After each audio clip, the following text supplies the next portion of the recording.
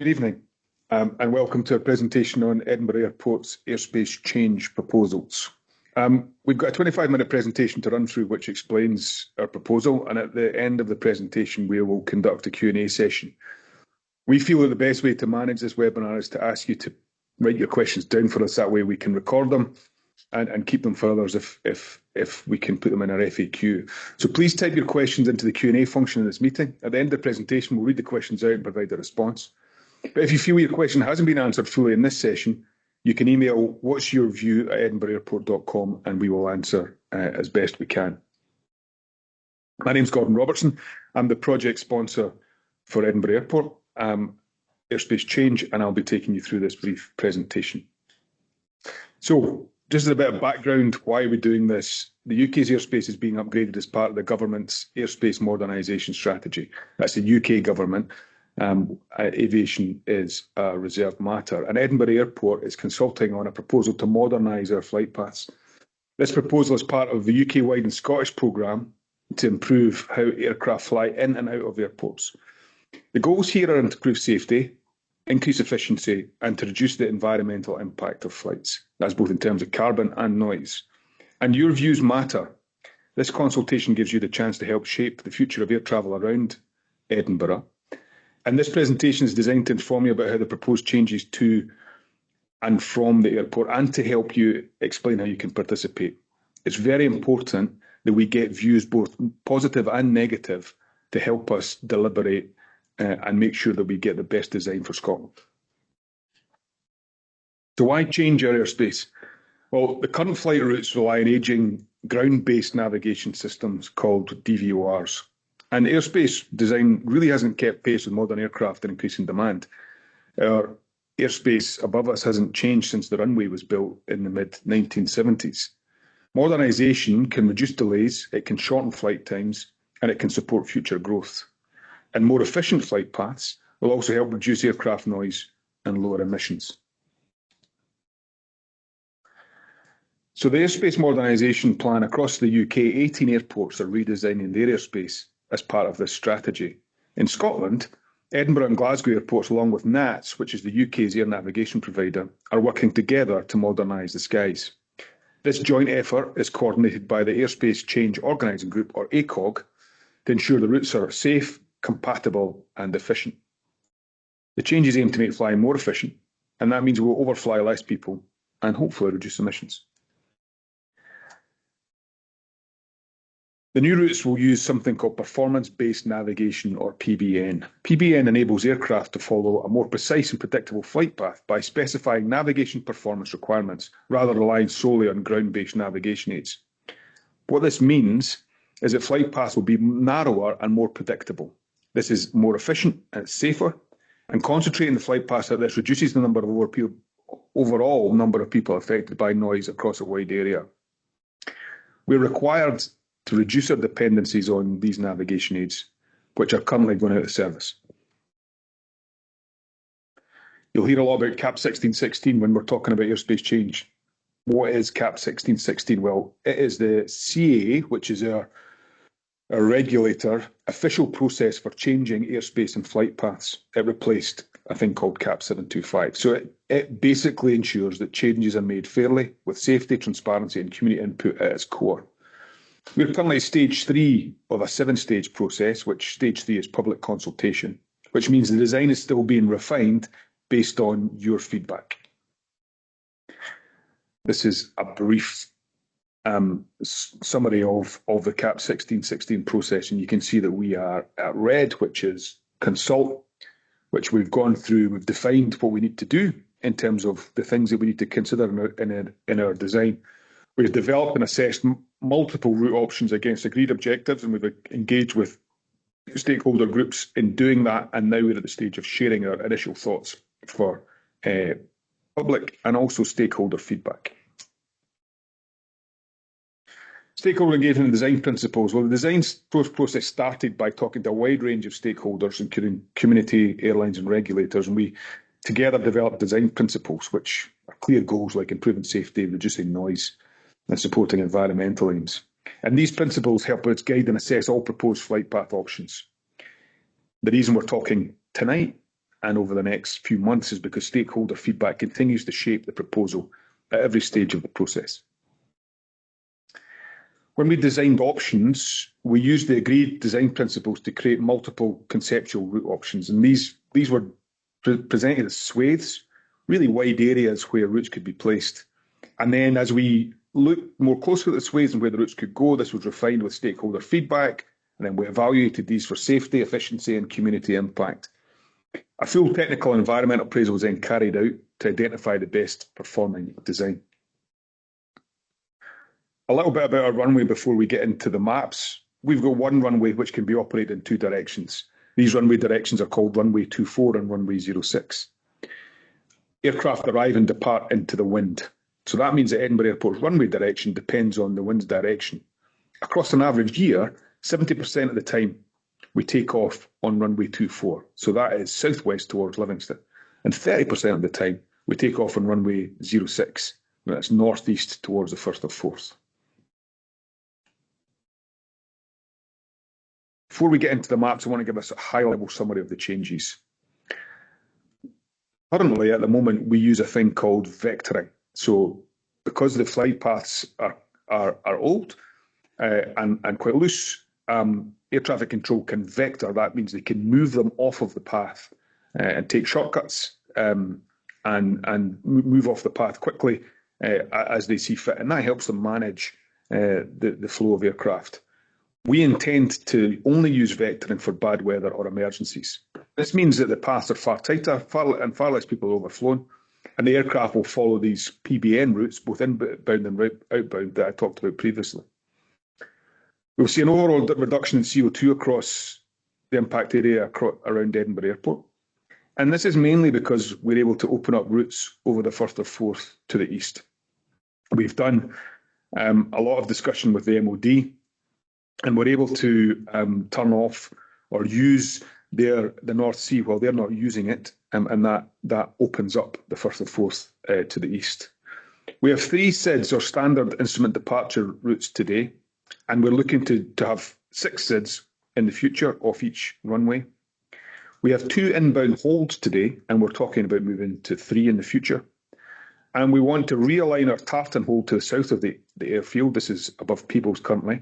We want to make it higher, and we want to position it slightly further south. This will be used by most of our inbound traffic. We're also repositioning our Stirra hold, which is above Stirling, to the northwest of the airfield, and replace that with the 2 new holds to the northeast, near the edge of Fife, Wormtoo and Stob. So what's the difference between now and the future? So at the minute, as I said, we have 3 published standard departure routes, or SIDs: Gosam, Tala and Grice. Currently, planes often get radar instruction after takeoff, which leads to scattered flight paths, and under new systems, as I said, we would follow structured department routes that aircraft with modern technology can accurately follow. Aircraft will be able to achieve a continuous climb departure far more than they're able to today.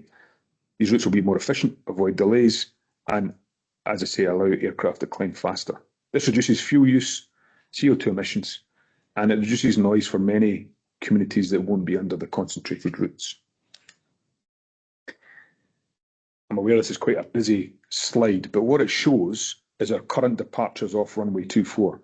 Now, what you can see there in the thick lines, the solid pink lines, are our published departure routes. That's what the aircraft follow.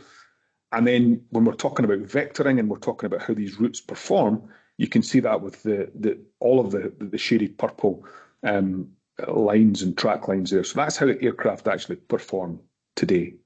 Gosam is our main route, followed by Tala, and then Grice has not so many, but they're all going north. This is what we propose on runway 24 in the future. As you can see in the shaded purple area, the aircraft will follow far more of the published departure routes. The big difference here is the creation of Gully and Berry. Now, Gully is going to be the main route with 53 average departures a day by 2036, going out east to destinations in the Middle East, China and Europe, We also have created stop, which is for all of those Scandinavian, but also to the islands and to the north. We have steps and strat. We've separated them out from GOSAM. Strat will be flights to London, for example, and steps will be flights to the west. And then we have brought in a route called Skirrel, which is for turboprops to allow them to exit and perform in a way that is appropriate for their engines.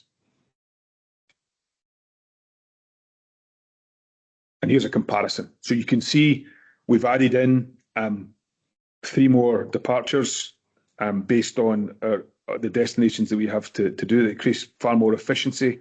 It spreads the load of departures across, but you can see again they're far tighter, and there's big swathes of the country covered at the minute that will not be covered at the should these proposals go through.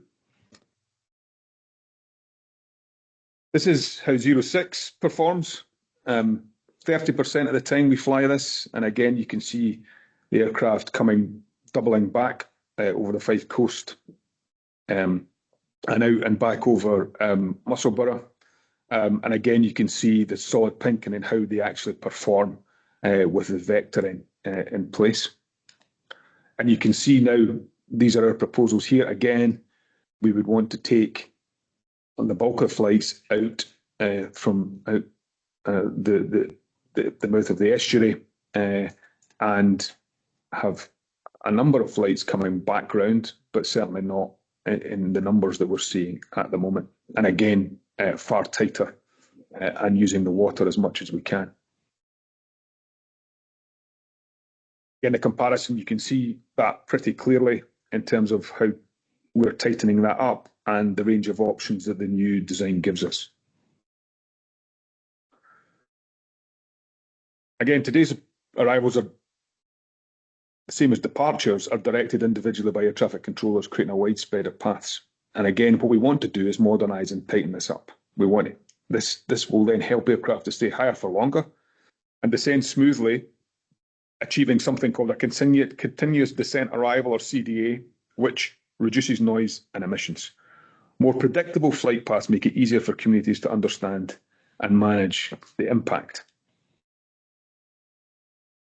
Again, this is quite a messy slide, but it shows the vectoring of our arrivals, and you can see the wide swathe of space in there. So Tartan in the south is our main arrival area, and again that won't change, and we'll show you how aircraft will arrive, but mainly coming up from the south. And then we have the Stirrahold again, which sees a number of flights coming in from the west. What we're proposing on runway 24, and again this will be 70% of the time, is to move slightly our hold in the south, which will be TART 3, and again 80% of our arrivals, vast majority, will come in here. We're going to have a far tighter route in, and because we've opened up the North Sea and the Forth estuary, we have to create a hold towards the east, and we're looking at creating one Warham 2 and another one at Stobbs, which allows those aircraft to come in there. You can see the comparison again by reducing the vectoring. We have a far more clear and a far more systemised picture, which we believe gives us the benefits that we talked about earlier. On 06, which is around 30% of the time, again, you can see the manual vectoring covering a wide set of the country, and again from the Stirra and Tartan holds. Our proposal, again, is far clearer. We'll remove the Stirra hold. We have the Stobbs and Warham holds that you can see there, and again, moving TART 3 slightly and raising it, and you can see the very clear and very systemised arrivals that we have there.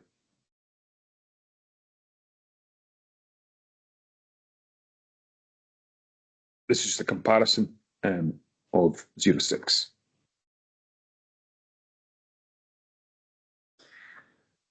This is showing the very complex nature of the overall design. It's in our document, and I understand at first glance it can be quite a daunting diagram, but when you look at it, it does show all of the things that we're going to be doing and shows the extent of the airspace we need and how it would be configured. So the benefits of the proposed paths, clearly we've got to make sure we get a balance of a number of things in our design. We have to balance the need for environmental benefits. We have to try and make sure that we are mitigating their impact on communities or lessening that, and it has to be safe and give operational benefit. And we believe our design does that. We think it gives more efficient direct routes. We think it burns less fuel, which means lower emissions. It delivers quieter climb and descent, which reduces noise disturbance. And in terms of CAP 1616, which I discussed earlier, we think that it does tick the boxes that support the national sustainability goals and air quality improvements that we're asked to do. Obviously, it gives more concentrated flights in terms of community impact, but it certainly has fewer areas overflown than we do at the moment. It avoids densely populated zones, and it avoids areas of significant interest as much as we can in terms of tranquility or other areas that we need to consider. Aircraft are quieter and at altitude, but local feedback is very important, and that's the reason we're doing this. We want to know if we've understood everything and that we've identified everything, and whether we can improve this further. So it's very important that you give us your feedback. In terms of operational benefits, this gives us traffic more consistency. It allows airlines to plan better. It manages potential growth. We have a more systemised and efficient airspace above us. That reduces delays and holding. It affects fewer people. And ultimately, it embraces the technology to modernise the skies above Scotland, which is long overdue and needs to be done.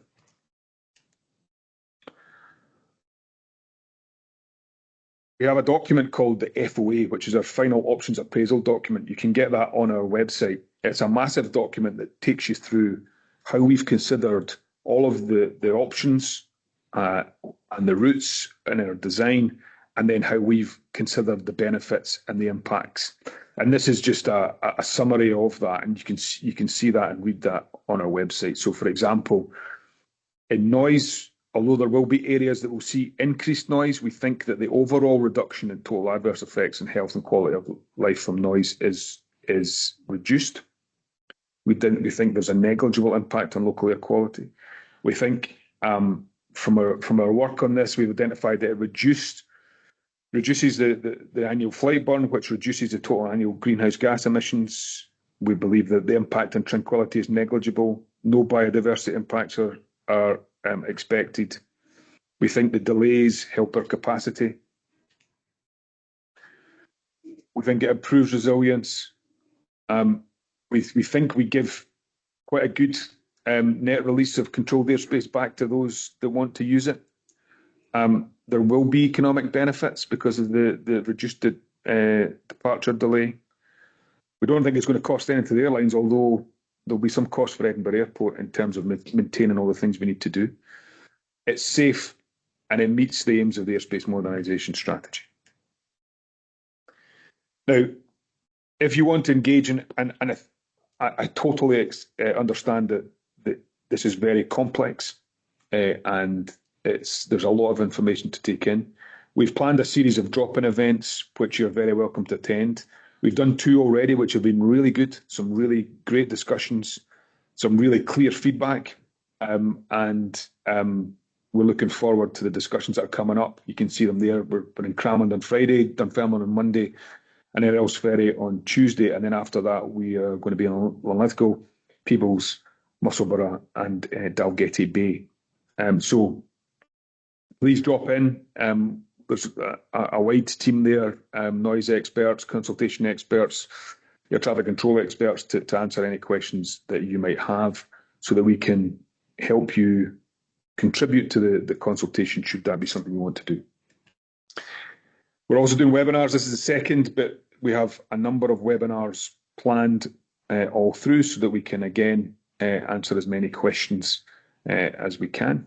And then there's details here, and we'll see it on our website, of how to use Citizen Space, which is the consultation tool which a regulator mandates that people use to give their views. So again, as we say, for questions, it would be great, I think, for you to write your questions down. There's a Q&A function in this meeting, and what we suggest is that we have now a 10-minute break to allow you to consider what I've just said, submit any questions, and when we return after 10 minutes, we can go through the questions and give you a response. But as I say, if you have a question that's maybe too long, or you feel we've not answered, please email us on the email address there, and we'll do our best to answer the questions. So it's now 6:25. We'll return at 7:25 and answer your questions then. Thank you. Hello and welcome back. We've had a few questions over our break, so thank you for that. We're now going to go through those. I've got some colleagues here. I've got Sandy Leggett, who's an airspace advisor with the team, Greg Maxwell, who's part of the team as well. So we'll read them out and we'll go through them, and hopefully we can answer to the best of our ability. Thanks, Gordon. The first question that's come in, which communities and towns are impacted by this new change in airspace? As was shown in the maps, you'll see that we're covering a large area of East and Central Scotland. It's very difficult to answer that question on this, and I notice you don't put your location in the question. So what I'd suggest is, if you email the email address here, what's your view at edinburghairport.com, and put in your location, we can guide you to the parts that refer to your area and talk a little bit about the impact on you. Yeah, thanks for that. What's the quickest and easiest way to find out if an area is negatively impacted by the changes? I'm particularly interested in Cramond, 70% impacted by landings and 30% by takeoffs. I'm finding the consultation maps quite hard to understand. Luckily for you, we're just about to be in Cramond. We're going to Cramond on Friday, so we'll be in Cramond from 2 o'clock to 8 o'clock. You'll get all the details on our consultation website. Please come down and we can have a conversation. I think the document does lay out the impacts there in terms of how high the aircraft will be, but we'll have all the experts on hand there. And again, if you can't make it on Friday, please drop us an email at whatsyourview@edinburghairport.com. Sandy, this one might be for you. So I work out of another UK airport and go to places where non-linear RNAV arrivals and departures are used. Have you considered curved RNAV approaches into Edinburgh that avoid places like Cramond, Uphall and Livingston, and SIDS that will actually follow the MA and avoid overflying at Livingston and Uphall as an example? Yes, that's the short answer. We did consider all sorts of approaches. The work that we did do was to analyse the equipage of the fleet of aircraft that use Edinburgh Airport.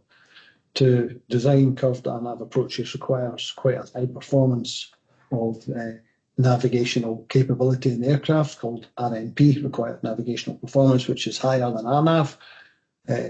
So we chose to design our new routes on RNAV 1 capability because that would suit most of the fleet that flies in and out of Edinburgh. Had we designed our airspace on RNP, then half the aircraft that fly here wouldn't have been able to use that.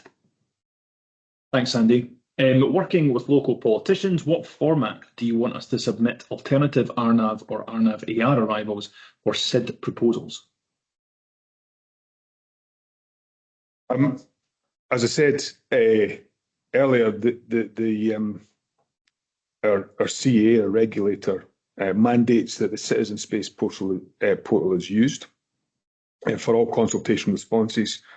If you want to discuss different views or ask if we'd considered them, I would check the final options appraisal document, which has a lot of the story of how we got to this set of proposals and why we discounted some, why we didn't discount, and why we've gone for the choices we have. But if you want to chat about that again as well, go to the What's Your View at edinburghairport.com and you can contact us there, and we're happy to discuss.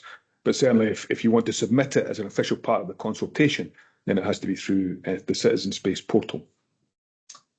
This one's on densely populated areas. So you've indicated that new flight paths won't be over those sort of areas, but the new arrivals, Stubbs and Worm 2 flight path seems to come in over densely populated areas such as Burnton, East and West Craigs, and the eastern side of Corstorphine. Can you comment on likely noise and emission levels for those under that proposed flight path? Again, I would advise anybody that's interested in this to come to speak to us at Cramond. The aircraft there are going to be high, around 7,000 feet, and again, they're not going to be the bulk of our arrivals, which will still come from the south. So I don't think it's going to be a big impact, but certainly come and talk to us about it at the drop-in session on Friday. And final question, is the arrival route for runway 24 going to change, i.e. over Eagle Rock, or is it the same route as of now? When will you get a response to the consultation response document, and what's the timescale that follows? And are departures from runway 06 making a tighter turn than they are now? Sandy, I'll start with you on the Eagle Rock aspect. So the arrival route for runway 24 in the Eagle Rock area, which is just on the coast along from Cramond, it'll be exactly the same as it is today. There's no change to the arrival route for runway 24 in the final stages of flight. Gordon, when will you get a response to the consultation response document and the timescale that follows that? So we're targeting, so we finish the consultation on January the 25th, and as you can imagine, it's quite a big process in terms of assessing every bit of consultation feedback that we get. And looking at how that affects our thinking in terms of the current proposals and what we need to do. It might be that we need to come out and reconsult on some change that we're asked to make, or we think would be good to make given the feedback. All things going without us needing to do that, we're looking towards late spring, early summer, I think, to have our consultation report, and again that'll be sent out widely. And finally, Sandy, I'll come back to you. Are departures from runway 06 making a tighter turn than they are now? Thanks, Greg. So the initial turn, which is 500 feet, once the aircraft are 500 feet altitude, is a slight left turn off runway 06 to avoid Cramond. We call that the Cramond offset. We have that today, and our proposal sees that left turn being slightly tighter than it is today. So I'm assuming that's what the question's asking. Aircraft then make a further left turn off runway 06, and today they turn over the southern part of Fife, Inverkeith and Dalgety Bay area. In future, that turn less tight, so aircraft will fly a little bit further and be a little bit higher before they make their second left turn. And the other important thing for that second left turn is that far less aircraft will use that route than use the current left turn off runway 06 today. So I tried to answer that fully just in case we got the wrong turn. Perfect. Thanks very much. That's all the questions that we've had. Thank you very much. It's really important that we're able to answer all the questions that we can. I would encourage you to go onto the website and see when we're going to be in your area and come along and ask us those questions, because your feedback will help shape the final design, and it's really important that we get all views, both positive and negative, to make sure that we are doing that. So we're very grateful for your time tonight, and we're very grateful for your time if you respond. If you feel that we haven't answered your question, or you want a more detail, and certainly the people asking for more specific information, please email what's your view at edinburghairport.com, and we'll come back to you as soon as we can, either pointing you to an area in their current documentation that would answer your question, or trying to answer it as best we can. So thank you for your time, and we look forward to speaking to you at one of our upcoming sessions. Thank you.